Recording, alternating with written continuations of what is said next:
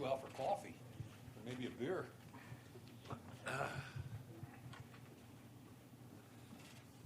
All right. Did the chair get smaller? Maybe it's that. Anybody have any questions? We good? So Isaiah Johnson, I guess John said he was the steal of the draft. Why do you guys like him so much, and why do you think he was still there? Did you say he's the steal of the draft? So John told him on the phone. John told him on the phone he was the steal of the draft.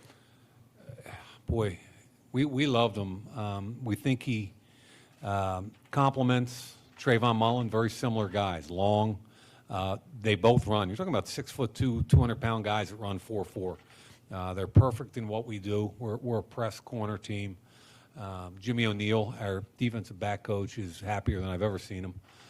So now we've got some long press corners to go along with Garyon and everybody else we have, Garyon Conley and Worley and all our guys. So bottom line is we're ecstatic with those corners.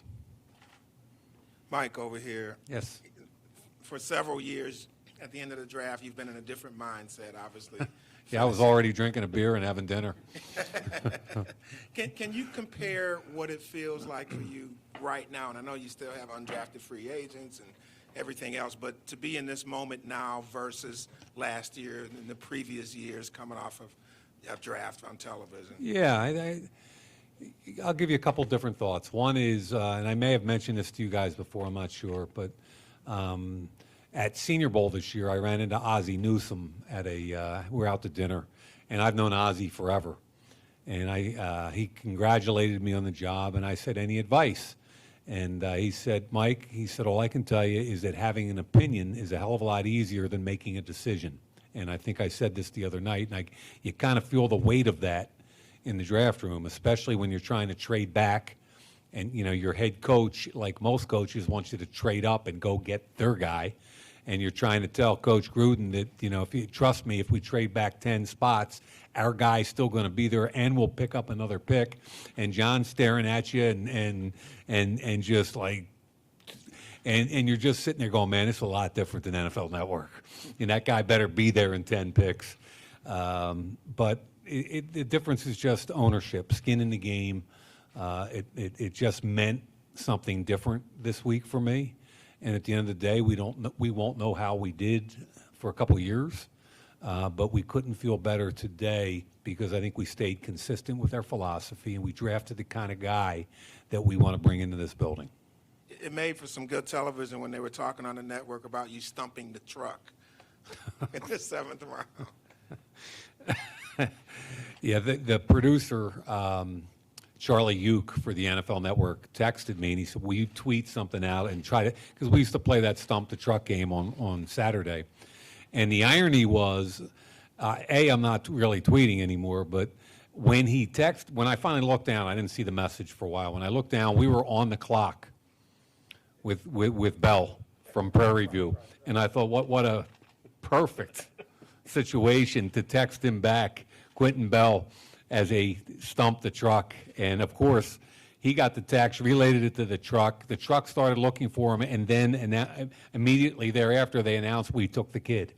So it was just kind of cool. At that point, it was our final pick. I thought we could have a little fun with it, and it was cool. Mike, you talked about the trading up and trading down. Yeah. You did trade up for Renfro. What was it about him that made you guys want to make that move up for him? Boy, I've loved his game for the last few years. I mean, when he caught that touchdown pass against Alabama a few years ago in the national championship game, when you're watching a lot of tape of kids, and you're watching a lot of Clemson and a lot of Alabama and a lot of the teams that have a lot of draftable kids, you know, we get caught up in all Clemson's kids, you know, half of which we drafted, obviously. We get caught up in the first round, the second round, and all these kids they had in their defensive front. And then you put their offensive tape on and you kind of go, why don't people talk more about Renfro?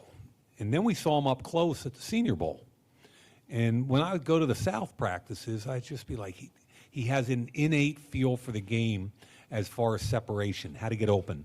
And I didn't even really care what he ran. He ran faster. I was almost To be honest with you, I was almost disappointed he ran into 4.5s at the combine because I didn't want people to notice him any more than, I mean, his production on the field was outstanding.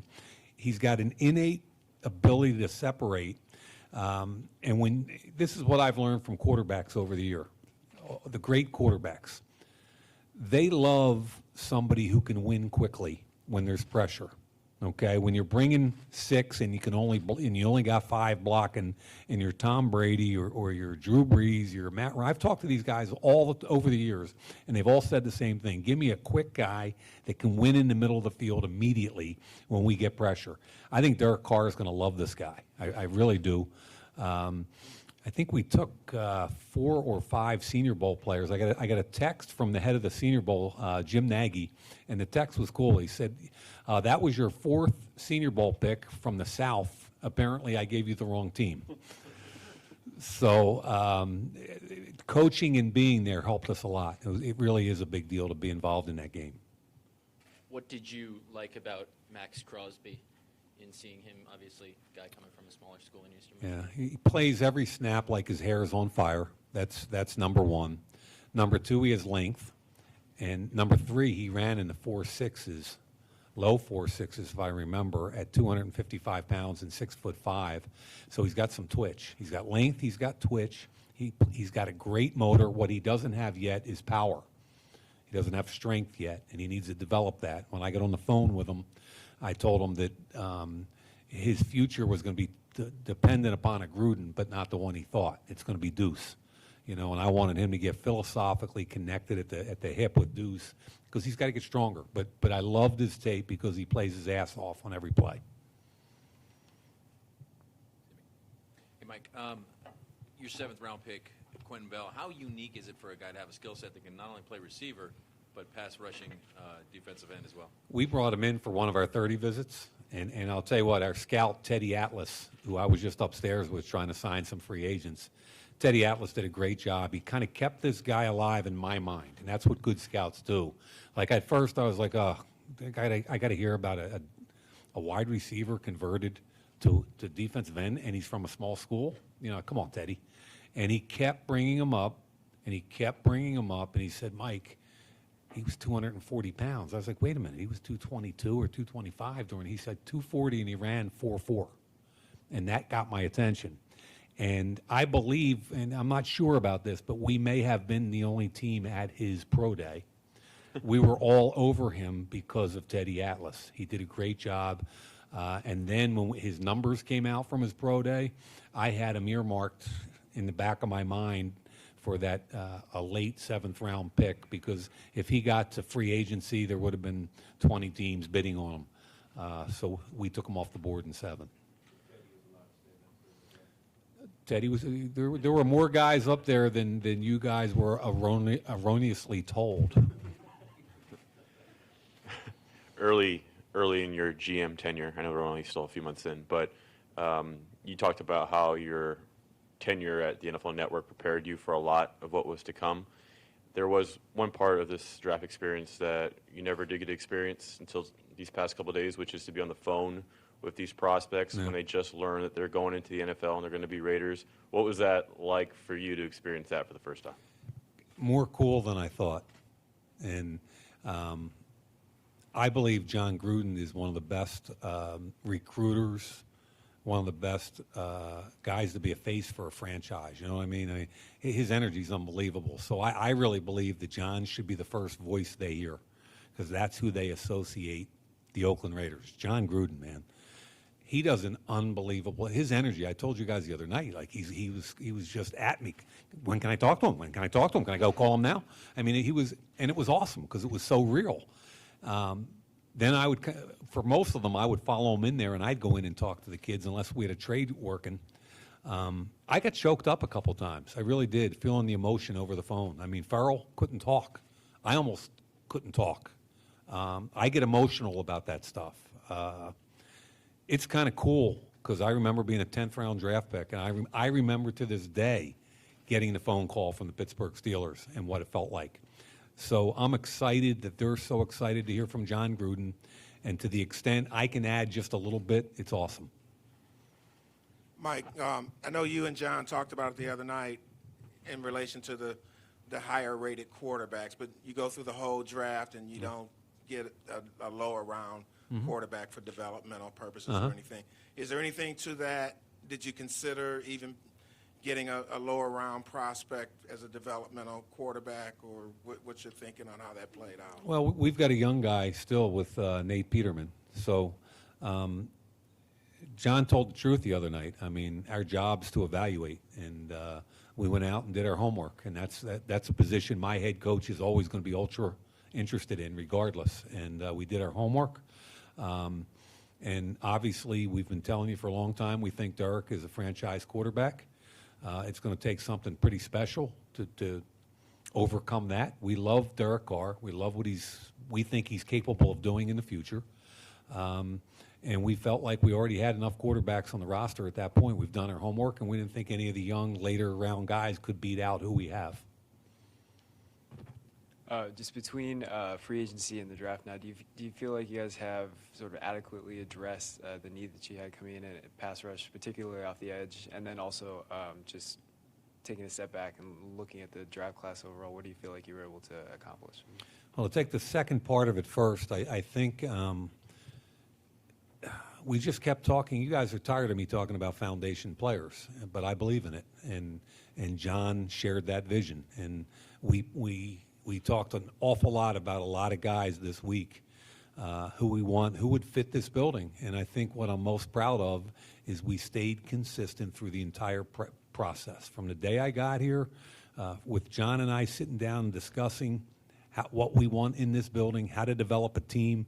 You know, I try to tell people it's easy to kind of spend money in free agency or draft players, but the hard part is developing a team. And that's what we're trying to do. And we're trying to do it by improving and strengthening our locker room with character and hardworking guys that love it. And that's what I'm really proud of. We stuck to that the whole time. You guys are all tired of hearing me say it. I know it. But that's what we talk about. That's what's most important. As far as the defensive end situation, I mean, let's face it. We needed some defensive ends, right? And you guys have been harping on that since I got here. And we didn't think the free agency was going to be the answer for that. I thought we did a really nice job here over the weekend, to the extent that we couldn't even sign any free agent defensive ends because they saw we drafted 3. You know, so they're all staying away from us. So what we got, of course, we got Farrell, length, motor. We got Crosby, length, motor. And then we get this guy from Prairie View, length, motor, 4.4 speed. So we feel like for sure that's a position we've addressed and we're excited about. Mike, can you take us through what you liked about the LSU tight end, and then also just your evaluation of that particular position group as a whole, Yeah. especially in relation to Darren Waller and maybe Yeah. a great opportunity he may have to make an impact? Yeah. I've got to credit Frank Smith, our tight end coach, for taking a late visit to LSU. We had Moreau was on the South team at the Senior Bowl, and I watched a lot of tape of him, and we liked him. And he wore number 18 at LSU, which, if you know the history and tradition of that number, means something. It means a lot about character and who you are as a person and your work ethic. So we knew who this kid was as a person. Frank believed that there was more athletic ability in this kid's body than we initially thought. We saw him at the Senior Bowl. We liked him. We liked his work ethic. Frank went down late and worked him out and spent an awful lot of time with him. And Frank, the kid timed and worked out better than we all anticipated. I think he ran 4.62, if I remember, at about 255 pounds. And Frank came back all excited, like, hey, this kid's a little more athletic than we thought. I had a chance to get my hands on him, which means he's working him out and forcing him through releases off the line. He's stronger. He's faster, and I really believe in this kid's upside. So what we think we found is a tight end that can put his hand in the dirt and block, number one. Number two, we think he's a little bit better athletically than most people think. And number three, we think he's a great complement to Waller, who you just talked about. I was talking to Waller upstairs today. Boy, he almost. I thought we almost drafted. A minute, I looked at him and shook his hands. I thought it was Noah Fant. You know, from a height, size perspective, he looked very similar. And he's a very athletic kid, so we feel like we're hopeful that he can be our athletic displaced Y, and we're really excited about the LSU kid, Moreau. Yeah, I'm wondering if one of the big winners this weekend was Denzel Good. What do you see yourself at guard, and is he right now penciled in as a starter right now? Well, I mean, he has been all off-season, and I would imagine if we lined up today, I think Tom would probably have him there. You know, he played pretty well at the end of last season. I'm not sure. You know, he's going to have to prove to us he's the long-term answer. He had some initial success at Indy at tackle, wasn't able to sustain it. You know, so we need him to be consistent. I mean, that's going to be his challenge because he has the natural ability and size to be a starting guard in the NFL, but he's got to sustain it and be more consistent. Isaiah Johnson played a lot of special teams Yep. at Houston. A number of guys on this draft class have. Can you discuss in terms of that being kind of a foot in the door for a lot of these guys who Yeah. are part of the active roster as Yep. rookies? Who, in particular, do you think could be immediate contributors in that area? I mean, you got to understand, Rich Bisaccia, who I've said forever is the best special teams coach in the NFL. I've known Richie for 35 years. We were counselors together at the Joe Namath football camp and when we were in college. He went to Yankton, which I had never even heard of till I met Richie. Anyway, Richie's been all over me in this process about bringing in special teams players, and that has to be a special thing. And if you go down our list, the Clemson kids will all play. I mean, they love it. You know, Richie got a phone call from Abram. Actually, Abram was in Richie's office yesterday, and he went in. And think about this. This is a first-round safety. He went into the special team coach's office to say, can I play on teams? And Richie said, yeah, I got you scheduled for punt team. And he's like, what, personal protector? And Richie said, no, you're gonna be a flyer. And the kids start jumping up and down. Like a lot of people run away from that, especially high picks. John Abram wants to be the flyer on punt team. I mean, so when you look down our list, you know, the Clemson kids all want to play. Jacobs is a really good kick return guy that was on all the Alabama special teams, okay, so he can play it. Isaiah Johnson, that's going to be his initial task. You know, he runs 4.38. He better get his ass downfield, make tackles on punts and kickoffs. He's going to be a core special teams player for us. Same thing with Foster Moreau. Hunter Renfro is a backup punt returner, very solid hands. Quentin Bell runs 4.4. We're gonna sign the fullback that we had in the Senior Bowl from Alec Ingold from Wisconsin. He's going to be a great special teams player, and that's what attracted him to us, in addition to being a fullback. So huge priority, huge priority of special teams. Mike, just a couple things for me, more things here, but circling back to day one on Farrell, did you guys get a 40-yard time? I mean, 40-yard dash time on him because he didn't run it. Nobody did. Everybody asked him for workouts.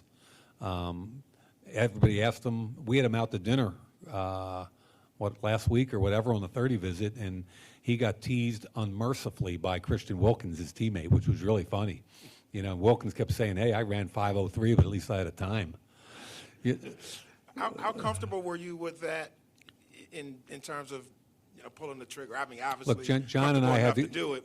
John and I had the conversation, and it was kind of like, you know, does it bother us he didn't run a 40? Yeah, a little bit it does, especially because he's such a hard worker and everything. And I finally John and I had the conversation. It finally kind of went to, I just said, listen, we got 3 years of tape. If we can't figure out where this kid can rush the passer and set an edge, it's on us, not on him.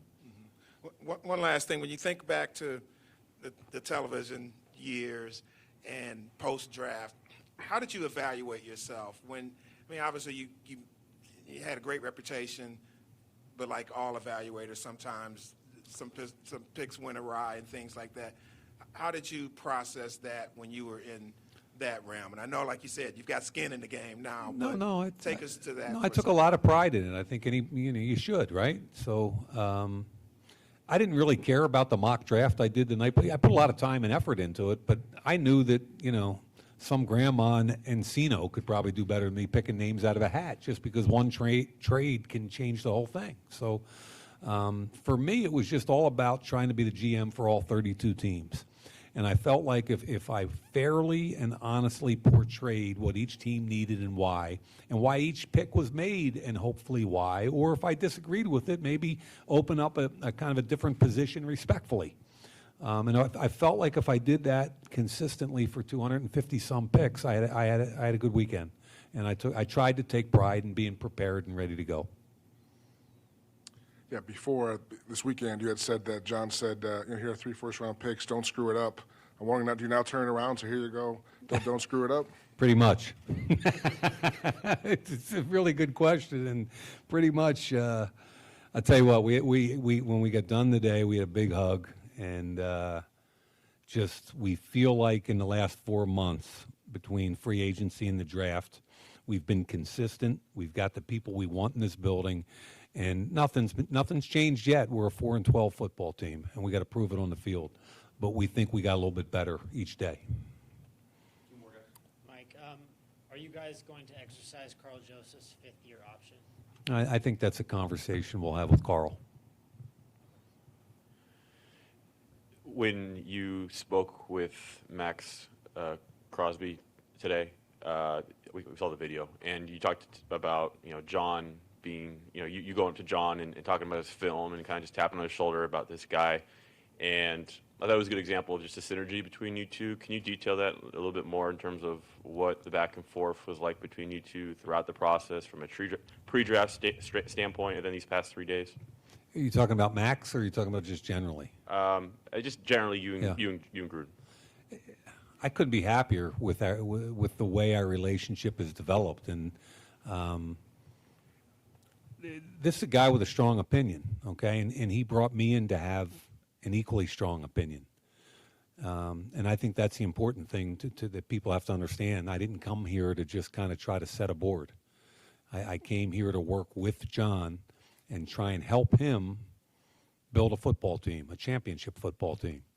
I also knew I had to come in here and earn people's respect. I knew a lot of the people in this building, coaches, et cetera, but step number 1 for me is always you got to earn people's respect, and that's how I look at it every day of my life. So John and I spent an awful lot of early mornings in this building watching film, arguing about players. I was in with the coaches, I don't know how many days in free agency and draft prep, just me, John, and the entire coaching staff grinding tape together and arguing about players. And I was vehement about the kind of guy we want to bring in this building. I had a lot of, coaches just want talent. Sometimes they don't really care about the rest of it. They want talent. And I think it was a really good, I think we complement each other because when I had a strong opinion, John listened. And when John has a strong opinion, I listen. And we go at it a little bit, which is really good. But at the end of the day, I think the important thing is when we make a decision, it's a Raider decision. And when we bring a kid in this building, when we can disagree all we want. But when that guy gets drafted or signed by the Raiders, he's ours. He's a Raider. Thanks, guys.